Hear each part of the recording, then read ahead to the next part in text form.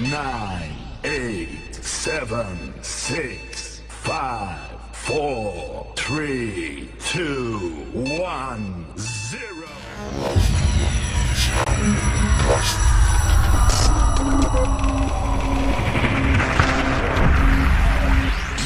Assalamualaikum warahmatullahi wabarakatuh. Waalaikumsalam. Alhamdulillah wassalatu wassalamu ala Rasulillah wa ala alihi wa man wala. Rabbi shrah li sadri wa yassir li amri wa hlul 'uqdatam min lisani yafqahu qawli. Subhanaka la ilma lana illa ma 'allamtana innaka antal alimul hakim. Amma ba'd. Segala puja dan puji kepada Allah, salawat serta salam kepada junjungan kita Nabi Muhammad sallallahu alaihi wasallam, para keluarga, sahabat, tabi'in serta seluruh umat yang selalu beristiqomah mengikuti sunnah-sunnahnya hingga yaumul qiyamah. Alhamdulillah, pada pagi hari ini kembali kita dapat bersilaturahim untuk bersama-sama memakmurkan rumah Allah Subhanahu wa taala. Semoga apa yang kita lakukan ini mendapatkan keberkahan dan keridhaan dari Allah Subhanahu wa taala. Amin ya rabbal alamin. Alhamdulillah, setelah kita libur hampir 1 bulan, di bulan Januari kemarin, kita dapat kembali bersilaturahim ini atau memakmurkan masjid-masjid, memakmurkan rumah-rumah Allah di bulan Februari. Insyaallah apa yang sudah kita lakukan dan yang akan kita lakukan selalu mendapatkan keberkahan dan keridhaan dari Allah Subhanahu wa taala. Amin ya rabbal alamin. Dan seperti yang rutin kita lakukan, kita membaca hadis yang terdapat dalam kitab Riyadhus Shalihin. Tapi di pagi hari ini saya sengaja tidak dibuatkan slide. Yang pertama, karena memang hadisnya semua masih berbicara tentang birrul walidain. Dan ketika kita bahas tentang birrul walidain, secara garis besar sudah kita bahas semua tentang hadis-hadis birrul walidain. Jadi hadis setelahnya kemudian semuanya hampir berkaitan dengan birrul walidain dan silaturahim. Ini sudah kita, makanya kalau saya buat lagi birrul walidain lagi, silaturahim lagi, ini sudah kita bahas. Oleh karena itu sengaja di hari ini saya tidak bahas tentang birrul walidain dan silaturahim. Yang kedua juga kemarin sempat kita libur beberapa pertemuan. Jadi ini kayak awal lagi pertemuan kita. Jadi saya ambil di pertemuan ini sebelum kita nanti saya lihat masuk ke bab baru ini, karena semua silaturahim dan berkaitan dengan birrul walidain semuanya. Jadi saya khawatir dibaca lagi, diterjemahkan lagi, banyak membacanya sesuatu yang berulang, khawatir. Walaupun beda sedikit saja, lafaz beda-beda sedikit tentang silaturahim semua alhamdulillah sudah kita bahas, dan juga birrul walidain hadis-hadisnya sebagai besar juga sudah kita bahas. Dan insyaallah di pagi hari ini yang kemarin-kemarin tidak ada, kita buka kesempatan tanya jawab, kita hari ini kita beri banyak bukan tanya jawab untuk nanti insyaallah kedepannya kita mulai di hadis yang kira-kira belum kita bahas di pertemuan sebelumnya.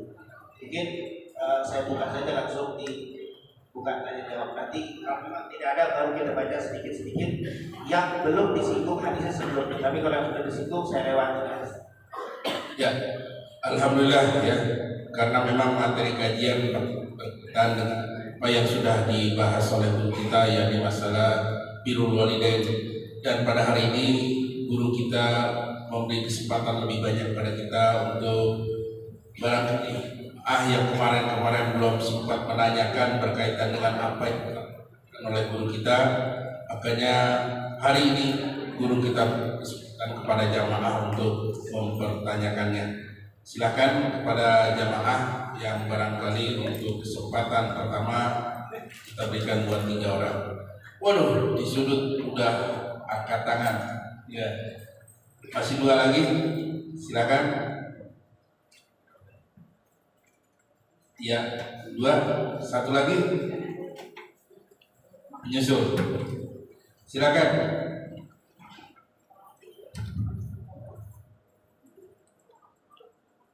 Waalaikumsalam warahmatullahi wabarakatuh. Namanya dari masjid mana?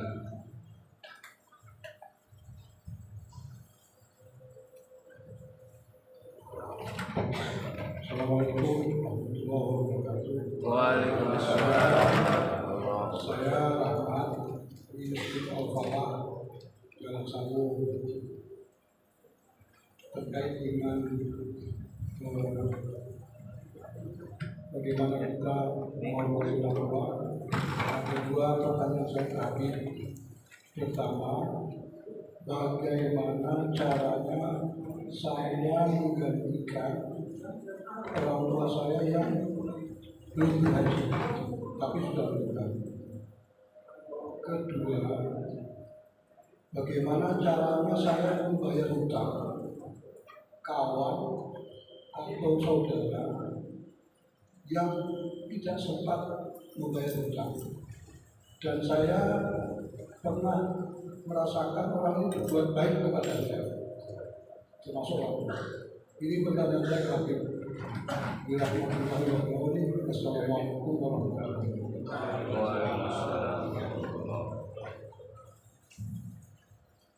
Assalamualaikum warahmatullahi Waalaikumsalam.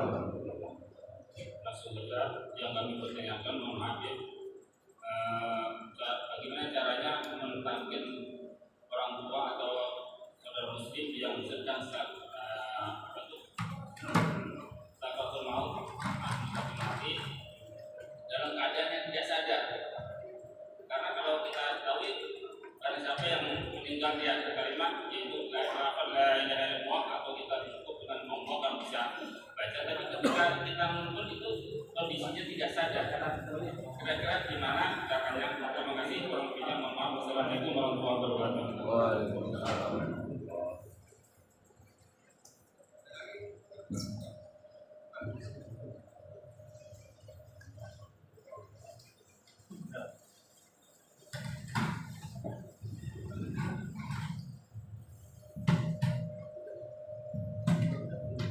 Assalamualaikum warahmatullahi wabarakatuh. Saya Ismail dari Musola Rahmatan lil Alamin. Pertanyaan saya bolehkah kita memfoto puasa orang tua kita tapi dalam keadaan sakit orang tua kita saat ini? Itu aja. Assalamualaikum.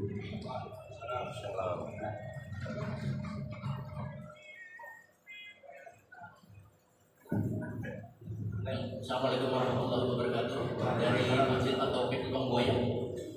Saya ingin bertanya Pak Habib berkaitan dengan ba'dal orang tua. Kebetulan orang tua saya baru meninggal.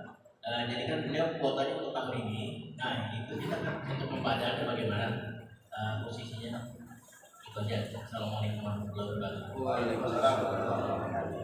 Ya, saya jawab dulu. Tadi kita sudah waktu kita serahkan. Yang pertama berkaitan dengan ingin biru walidain, berkaitan dengan badal haji. Kita mau menghajikan orang tua, kebetulan orang tua sudah meninggal, bagaimana caranya? Berkaitan dengan badal haji, ada hadis yang Imam Bukhari dari Abdullah bin Abbas radhiyallahu anhu. Dikatakan waktu haji Rasulullah mendengar ada seseorang yang bilang begini, labbaik an-syurumah. Maka Nabi sallallahu alaihi wasallam an-syurumah. Akhud li aw qaribun li. Maka ahadats li nafsik qala la qala hujja an nafsika thumma an-syurumah. Itu hadis dihasankan oleh para ulama ahli hadis, diriwayatkan oleh Imam Bukhari dari Abdullah bin Abbas. Orang ini pernah berniat menghajikan untuk syurumah. Dia bilang labbaik an-syurumah.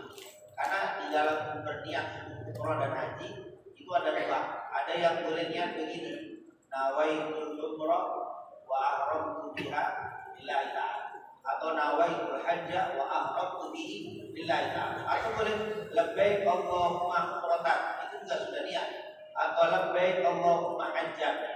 Ini pakainya lafaz yang kedua, labbaik an syurumah. Jadi kalau pakai umrah haji sendiri itu nawaitu. Tapi kalau untuk orang nawaitul umrah wa an, disebut itu nawaitul umrah an, saya niat umrah untuk. Jadi ada kalimat an, ini pakai an, labbaik an syurumah, saya berhaji untuk syurumah. Nabi itu kan, kalau Nabi nanya ahajat kali nafsi, jadi tanya itu siapa syurumah itu? Qala abdi au gharibli, dia itu saudara saya ya Rasul atau kerabat saya. Maka Nabi nanya lagi, ahajat sekali nafsi, udah haji apa belum kamu? Kamu sudah haji apa belum? Si orang itu bilang, belum ya Rasulullah. Maka Nabi bilang, hajikan dirimu dulu, baru hajikan untuk syukur. Dari hadis ini, maka para ulama fikih mengatakan bahwa sepakat mengatakan diperbolehkan menghajikan atau mengumrohkan untuk orang lain. Memang lafadznya haji, tapi umroh masuk ke dalamnya. Karena umroh itu di dalam mazhab Syafi'i disebut haji kecil, umroh itu termasuk haji. Cuma bedanya kecil. Kenapa? Karena tidak ada hukum, tidak ada mabit, tidak ada jabatan umroh.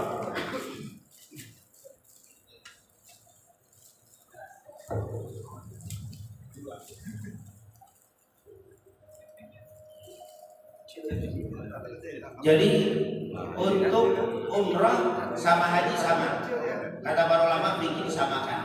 Saya jelaskan ini karena akan mengatakan lafaznya teksnya yang ada haji badal, umrah badal nggak ada. Yang ada bilang begitu. Tapi ulama fikih mengatakan sama. Umrah dan haji itu hukumnya apa? Sama. Jadi kalau haji ada badalnya, umrah juga bisa badal.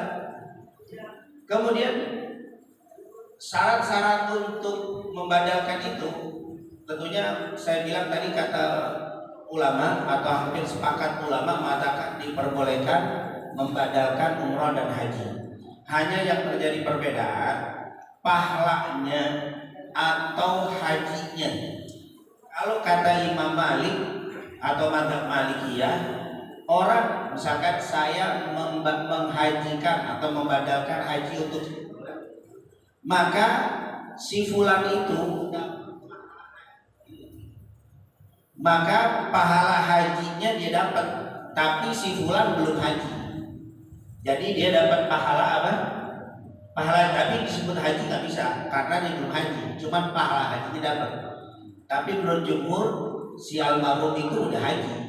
Selain dapat pahala haji, dia juga sudah dihitung berhaji. Istilahnya kalau orang sini ngaruahinnya pakai haji, walaupun dia belum apa?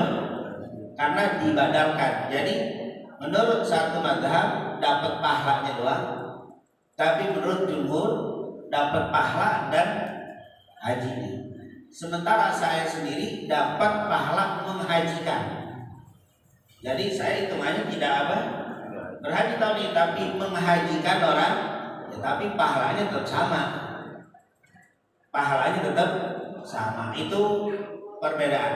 Tapi ada yang bilang juga, kalau itu menghajikan saya sendiri, tapi kalau saya bayar orang, nih ibu saya atau bapak saya sudah meninggal, saya belum berhaji, ada ustadz di sini yang sudah berhaji, saya ongkosin, tolong berangkat pergi haji untuk siapa? Untuk bapak saya yang sudah meninggal. Maka menurut si bapak kita yang almarhum sudah berhaji, dan saya dapat pahala birrul walidain dengan mengeluarkan apa? Uang saja. Tapi ada juga sebagian bahwa kita dapat sedekah. Ini kita dapat pahala sedekah.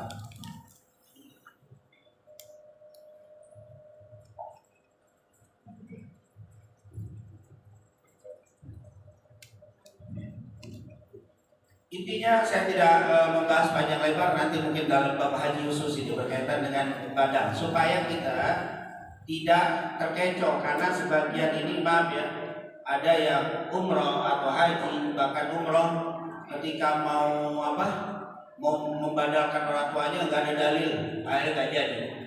Dia tidak mengumrohkan apa? Karena berkaitan dengan teks tadi, teksnya memang hadisnya adalah haji, tapi sebenarnya haji dan umroh itu sama. Kemudian juga nanti ada yang beralasan umroh pertama benar, umroh sudah wajib kita, umroh wajib, artinya umroh yang pertama berangkat. Yang kedua mau umroh kedua dibilang nggak ada dalilnya. Ini banyak nih travel yang umroh kedua nggak mau dia. Kenapa?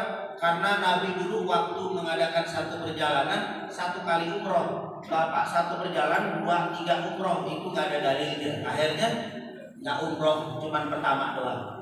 Disamakan sama Nabi. Kalau Nabi berangkat pertama selesai, dia duduk, seluruh kaum muslimin kumpul bertanya tentang berbagai masalah. Dia menjelaskan baik urusan negara, urusan dunia, urusan akhirat. Nabi nggak ada sempat untuk kedua. Nah antum habis umroh pertama, yang kedua nggak apa-apa nonton TV doang di kamar. Kayak Nabi beda.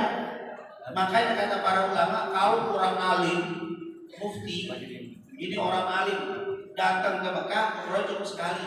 Kedua lebih baik nggak usah. Duduk di masjid, ngeriung seluruh umat Islam, bertanya permasalahan lebih afdol daripada umroh kedua, ketiga. Lebih baik dia duduk, dia ngasih apa?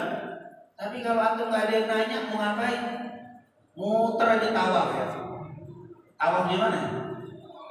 Pasar. Mau umroh kedua nggak ada dalilnya. Nggak ada dalil. Nabi nggak pernah tawaf umroh kedua, nggak pernah. Nabi sekali umrohnya.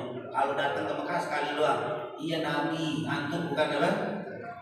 Nabi itu punya kesibukan yang luar biasa. Sama seperti misalkan presiden berangkat umroh sekali, keduanya dia ada urusan kenegaraan, bagusan urusan kenegaraan daripada umroh kedua, ketiga, keempat nggak perlu, karena ada hal yang lebih apa?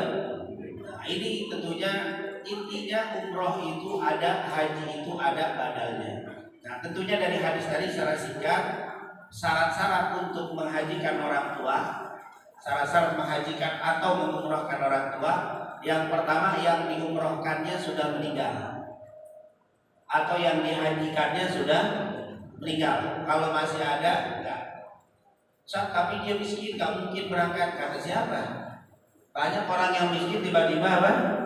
Berangkat. Jadi yang miskin begitu jangan diumrohin, tapi ongkosin atau doain biar dapat rezeki bisa apa? Jangan dibikin badal karena dia masih hidup. Ada sebagian ulama membolehkan mengumrohkan atau menghajikan orang tua.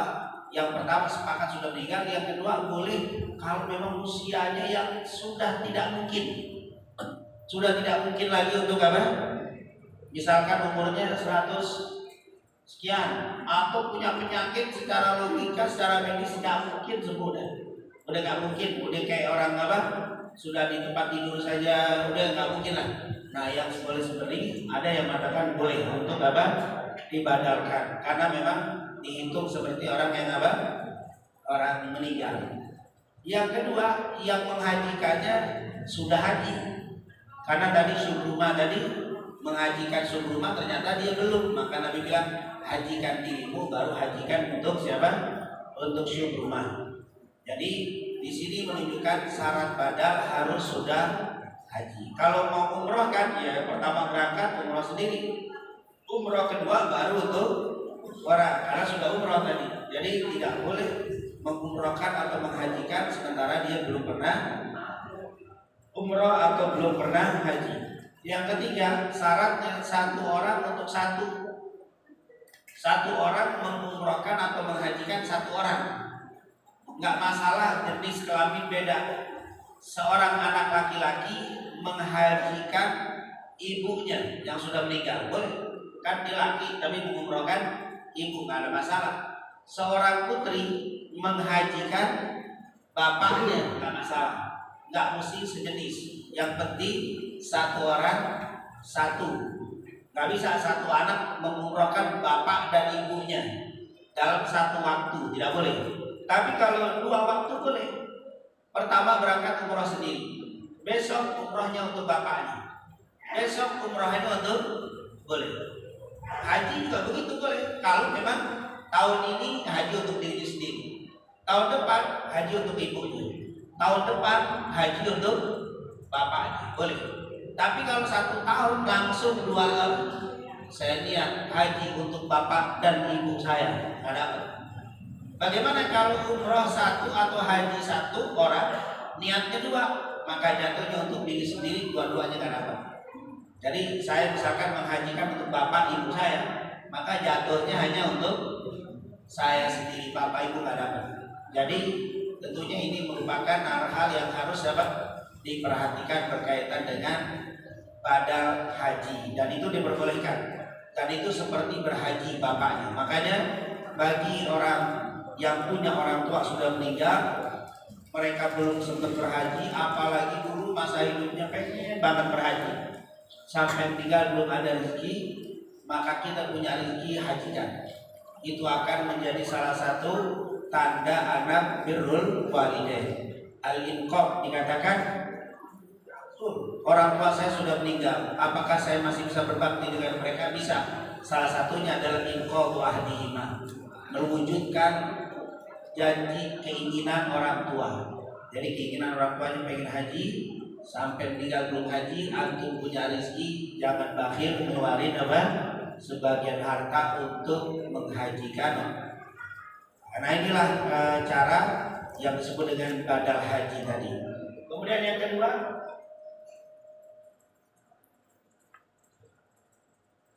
membayar utang belum?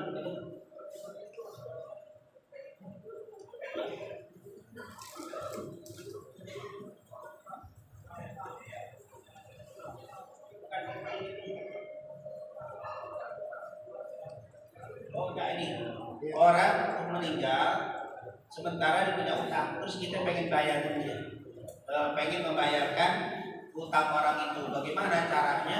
Tentunya yang memang kalau si almarhum meninggal punya utang sama si A, maka datang di si A bayar utangnya ini untuk utang si A.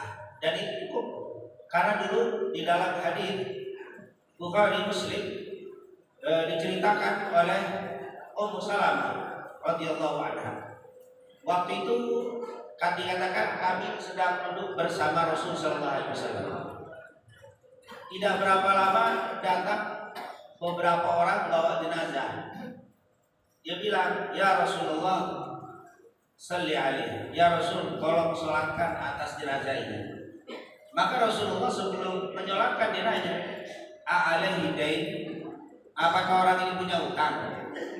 Maka orang itu bilang, "Enggak ada utang ya Rasulullah." Langsung Rasulullah sholatin jenazah. Cuma di dalam hadis tadi 3 kejadian berturut-turut. Datang lagi sekelompok orang, dia bilang bawa jenazah itu, "Ya Rasul, tolong sholatin orang ini." Maka Rasul nanya lagi, "Alaihi dain?"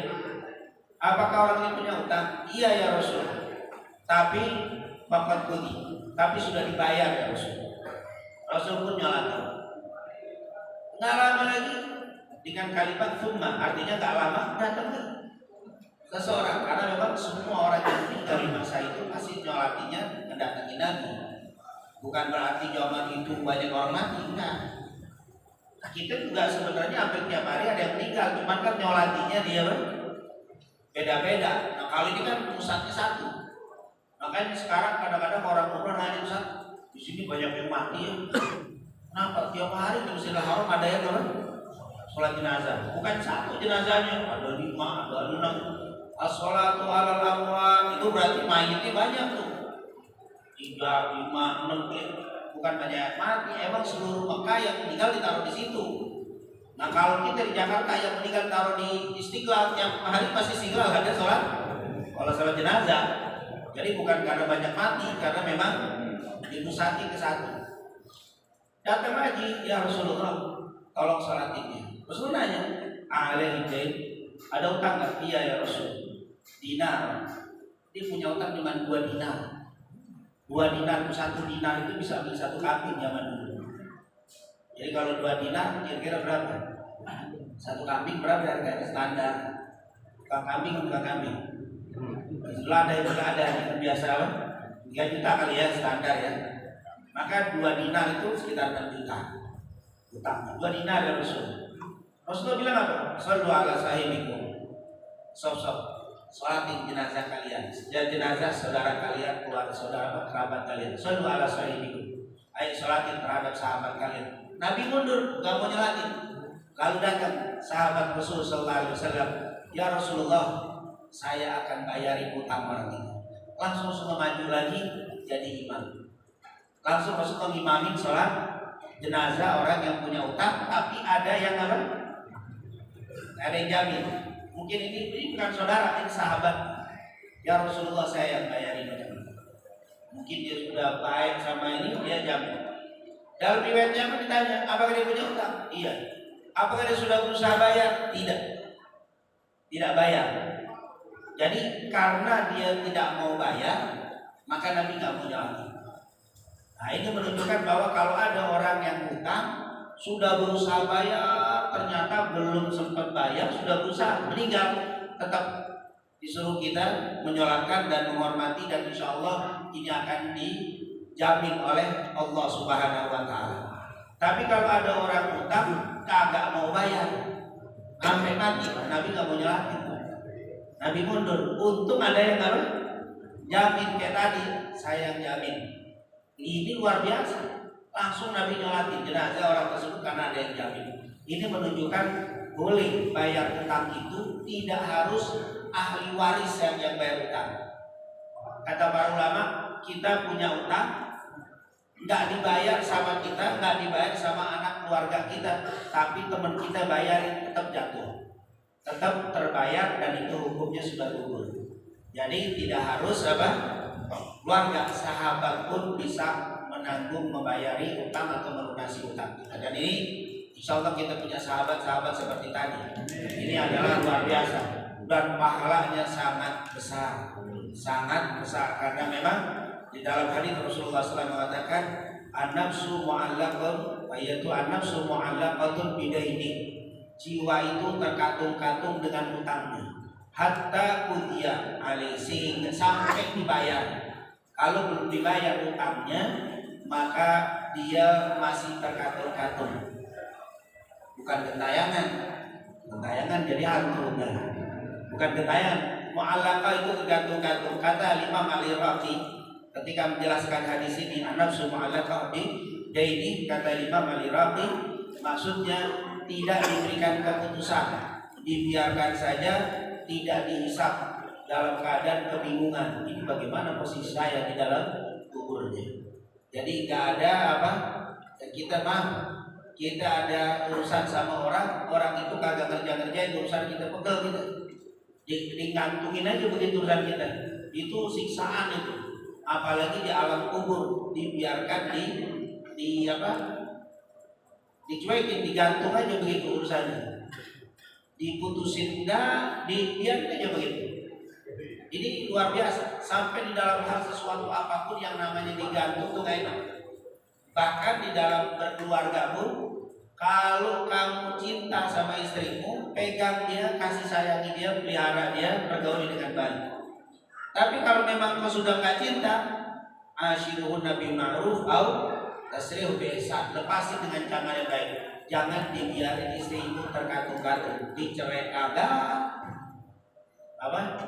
dijadi istri kagak, ini yang harus terkatung-katung, gak jelas kedudukannya. Begitulah di dalam kubur orang yang punya utang belum dibayar. Makanya kalau kita punya saudara, apalagi teman, kalau dia meninggal terus kita mampu, alangkah indahnya kalau kita bayarin sehingga dia jelas posisinya. Makanya di dalam hukum waris, kalau ada si A bapak meninggal, warisan gak boleh dibagi langsung, tapi harus dibayar utang lebih dulu. Utang jangan dientar-entarin, harus. Makanya sebelum jenazah dikubur pun guru-guru kita udah ngajarin, berdiri saya berdiri, atau wakilnya siapa yang memiliki urusan utang diutang, tolong hubungi keluarganya. Jangan pas dihubungi kabur, pas dihubungi kabur, hilang aja, kasihan si siapa, si mayit ini. Segerakan, kalau perlu belum dikubur deh dilunasi. Itu luar biasa, karena jiwa mayit ini tergantung-gantung dengan dengan utangnya. Alhamdulillah, insya Allah jamaah safari subuh bukan bapak saja yang mau bayarin utang saudaranya, tapi kita semua kalau punya kemampuan, ini merupakan amal yang saleh. Wallahu a'lam bishawab. Mentalkinkan orang yang mau meninggal, tapi dia nggak sadar, dan memang sebenarnya rata-rata orang yang mau meninggal itu udah tidak sadarkan diri, hanya dia ngah dia sendiri. Mungkin kalau kita lihat secara fisik kayaknya dia nggak merespon, seakan-akan tidak sadar, tapi sebenarnya di alamnya sudah dia masih sadar di alamnya, cuma nggak bisa merespon orang yang dari sekitarnya. Karena memang ada hadis Rasulullah SAW, lakinu mautakum bila ilaha illallah wa man kana akhiru kalamihi la ilaha illallah dakhalal jannah. Kata Rasulullah, lakinu mautakum, talkinkan orang yang mau meninggal di antara kalian dengan kalimat la ilaha illallah. Wa man kana akhiru kalami la ilaha illallah dakhala jannah. Siapa yang akhir kalimatnya la ilaha illallah, insyaallah dia masuk surga. Jadi kita disuruh mentalkinkan. Dan cara menalkinkannya yaitu dibisikkan di telinganya. Kenapa mesti dibisikin? Nggak perlu ditulis dan nggak ada tulisan. Jangan disuruh ini Ustaz nih pinter baca, tulisin la ilaha illallah. Ustaz baca. Ustaz udah nggak bisa baca lagi. Kalau udah apa? Roh kalau sudah keluar, roh sudah sampai di hati, sudah sampai di dada. Kata para ulama, semua panca indera tidak berfungsi kecuali pendengaran. Memang pendengaran ini lebih daripada panca indera lainnya. Bahkan penglihatan kalah dengan pendengaran. Makanya di dalam Al-Quran selalu dikedepankan pendengaran daripada penglihatan. Innallaha sami'un basir. Gak ada innallaha basirun sami'. Pasti sami'. Sami' lebih dulu daripada basir. Basir itu melihat, sami' mendengar. Allah maha mendengar lagi maha melihat. Pasti mendengar itu dikedepankan. Kenapa? Karena pendengaran itu yang pertama lebih dulu daripada penglihatan. Di alam perut, kita belum keluar dari perut ibu kita udah dengar. Melihat dulu, kita belum lihat bapak kita, belum lihat ibu kita, tapi kita udah dengar. Makanya bayi udah tahu mana bapaknya, mana ibunya, kan suara aja udah sering kedengeran. Nah di rumahnya tiap malam bapak ibunya ngobrol di dalam perut dengar. Pendengaran itu udah dengar. Sami basir itu belakangan, sami mendengar dulu. Makanya ada terapi orang yang lagi hamil bagus dibacain, didengerin ayat-ayat Quran, sholawat, zikir, itu anak jadi bagus otaknya, sering dengar. Bahkan terapi orang non muslim katanya pendengaran itu bisa membentuk pribadi seseorang. Jadi kalau mau anaknya supaya lembut, didengerin lagu-lagu yang lembut, roncong, lembut gitu aja. Kalau mau dijadiin anak ingkrak-ingkrakan, rock itu bangun, ambil rock, lahir ingkrak-ingkrakan tuan. Itu terapi orang non muslim. Tapi dalam Islam disuruh bacain ayat, bacain zikir, bacain tasbih, bacain sholawat itu. Kata para ulama, orang yang sering bayinya sering dengerin ayat Al-Quran, nanti pas lahir nangis dengerin ayat Al-Quran, dia akan tenang. Dia akan tenang, dia bacain zikir karena udah terbiasa, udah denger itu tuh tenang. Tapi kalau dibiasain roh dulu, dangdut, pas lahir nangis dengerin dangdut baru diem dia. Dengerin ayat nangis lagi di kagetnya, suara apa nih baru dia dengar. Jadi ternyata pendengaran itu berfungsi sebelum dia, makanya sami'un basir. Sami tidak terbatas, pendengaran, penglihatan terbatas. Saya tak bisa lihat orang yang di belakang tembok karena terbatas. Tapi pendengaran, suara di situ saya masih kedengaran suara. Ini adalah tembus untuk apa? Bahkan orang itu bisa alim hanya dengan pendengaran, tapi tidak ada orang alim dengan hanya penglihatan. Kalau ada seorang bayi lahir dalam keadaan tuli sampai dewasa, nggak mungkin jadi orang alim. Walaupun dia bisa melihat tulisan, tapi nggak tahu tulisan apa itu baca. Ba, ta, dia nggak ngerti, nggak pendengaran.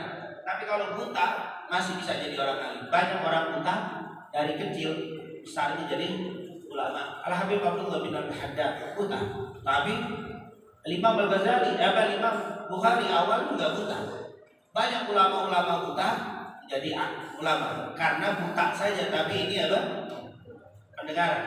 Makanya walaupun nggak pakai selain masih bisa jadi pintar dengar. Tapi nggak ada suaranya, coba saya buka.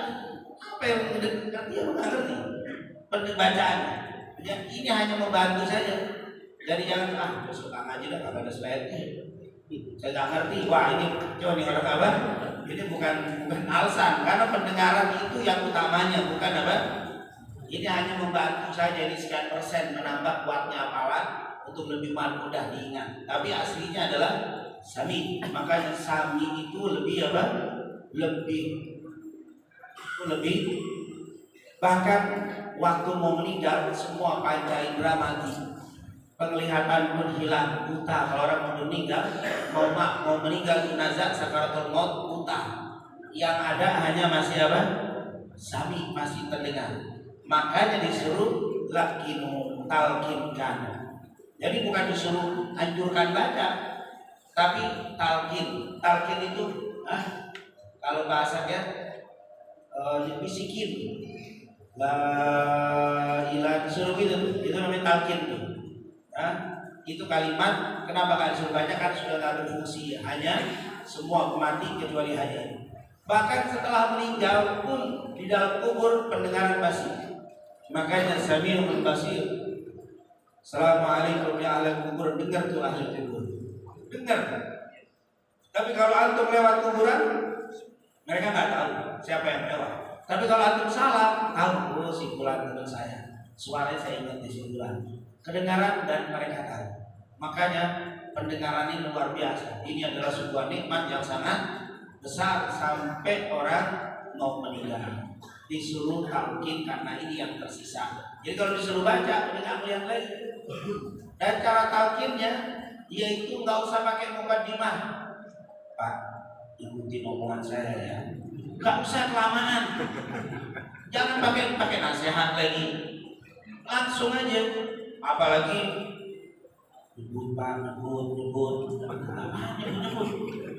Suruh nyebut, akhirnya meninggal nyebut. Ini kacau nih. Jadi jangan pakai nyebut. Langsung saja deketin telinganya. Jadi nggak usah pakai apa? Mukaddimah disuruh pakai lain, kecuali ada seorang ulama dulu. Ada yang mengatakan Sufyan, ada yang mengatakan Sufyan ibn Uyainah.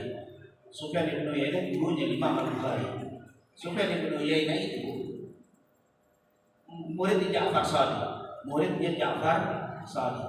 Ja'far Shadiq ini cucu Rasul. Ja'far Shadiq ini namanya Ja'far bin Muhammad Al-Baqir bin Ali Zainal Abidin ibn Husain ibn Ali bin Fatimah binti Rasul sallallahu alaihi wasallam. Itu Sufyan bin Uyainah, karena memang dia ahli hadis. Setiap orang dulu kan kalau ngomong hadis itu pakai hadatsana. Saya mendengar dari guru saya mendengar dari gurunya, guru dengar dari itu, sanad dibaca sampai ke Rasul. Waktu dia mau meninggal, muridnya menalkinkan.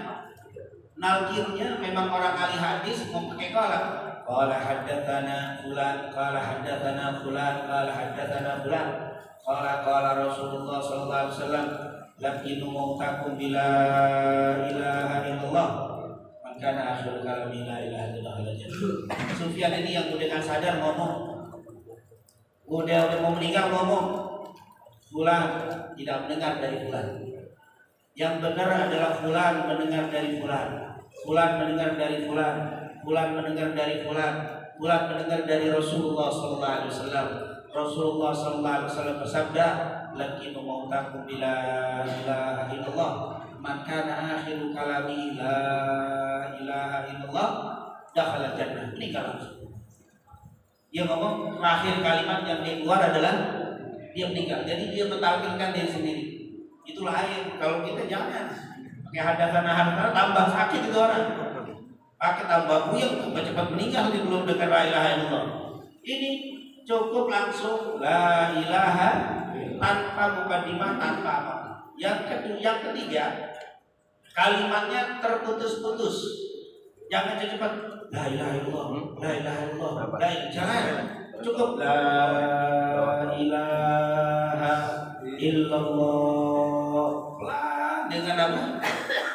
Kalimatnya pelan, dan itu bakal didengarkan tuh nanti di telinga kita. Dan insya Allah kita mudah mengucapkan kalimat seperti saat kita seger seperti ini nih. Kita gampang mengucapkan la ilaha illallah. Semoga saat kita meninggal mudah juga mengucapkan kalimat la ilaha illallah. Makanya suka tuh kalau di dalam doa apa, amitna alaiha, itu kita minta semoga kita dimeninggalkan dalam kalimat la ilaha illallah. Makanya disuruh kita kan, makanya kita nih ahli sunnah suka nyebut tahlil, suka disebut tahlilan supaya terbiasa nyebut la ilaha. Kan tahlil itu kan dari kalimat apa?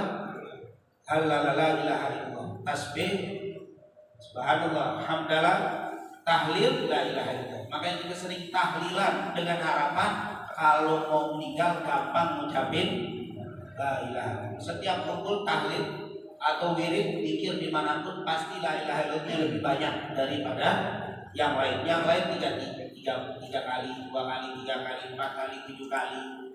Giliran tahlil berapa? 50 kali, 100 kali. Itu biar terbiasa, nanti kalau meninggal tuh gampang. Kalau nggak pernah ngomong la ilaha illallah, nggak pernah tahlil, nggak pernah ngucapin itu, susah nanti khawatirnya. Karena kalimat itu kan man ada ala syekh, dikatakan siapa yang terbiasa atas sesuatu dia akan mudah melakukan itu. Nah, kalau orang mimpi dulu meninggal dia begini. Mungkin karena terbiasa itu, kalau meninggal terbawa nih kebiasaan apa yang dilakukan saat dia mau meninggal. Subhanallah. Kalau dia biasa berzikir, biasa aja mulai sakitnya udah banyak zikir. Kalau dia biasa baca Quran, mulai sakit udah banyak baca Quran. Siapa yang banyak tahlil, insya Allah waktu mau meninggalnya pun banyak baca tahlil dan meninggalnya dengan kalimat la ilaha illallah. Yang terakhir ketika mengucapkan tahlil la ilaha illallah tadi talqin sepotong-sepotong, kemudian jangan diulang berkali-kali, cukup sekali la ilaha illallah. Lah, udah. Kalau dia sadar mulutnya bergerak walaupun nggak kedengeran, kan kebanyakan nggak kedengeran suara karena sudah hilang semua panca inderanya. Cuman dia masih dengar, cuman dia berusaha bergerak. Udah dia. Kalau sudah kita la ilaha illallah dia bergerak mulutnya berarti sudah gitu, ya. Jangan diulang lagi. Tidak perlu berkali-kali, cukup sekali. Nggak tahu setengah jam dikeliati nggak ngomong, nggak bergerak, ini nggak mudah. Kan kata Nabi yang terakhir kalimat la ilaha illallah masuk surga. Berarti jadikan kalimat itu kalimat yang terakhir. Udah nggak usah diajak ngomong, ya sudah sampai meninggal. Tapi kalau dia habis la ilaha illallah dia bergerak mulutnya. Kalau kita lihat mulutnya bergerak lagi. Makin lagi. Kenapa? Khawatir mungkin kita ngomong aus, minum, pendengaran terakhir kalimatnya minum. Kan kita nggak tahu kalimat terakhir, nah ini berarti talqin lagi. Tapi kalau habis talqin dia tidak bergerak, biarin sampai akhir ayatnya. Lalu bagaimana orang tidak sadar ucapin la ilaha illallah. Kalau nggak sadar boleh bacain lagi. Jadi jangan la ilaha illallah. Dia mau ngikutin nggak punya, dia ngikutin banget ini. Dipikir dia orang sehat kali. Orang sehat aja kadang-kadang la ilaha illallah ngantuk, apalagi orang sakaratul maut. Nah itulah cara talqin orang yang mau meninggal dunia. Dan ini dianjurkan oleh Rasulullah Shallallahu Alaihi Wasallam. Semoga saat kita meninggal dunia ada orang-orang yang soleh yang ada di sekitar kita sehingga membantu kita untuk mentalkinkan kalimat la ilaha illallah.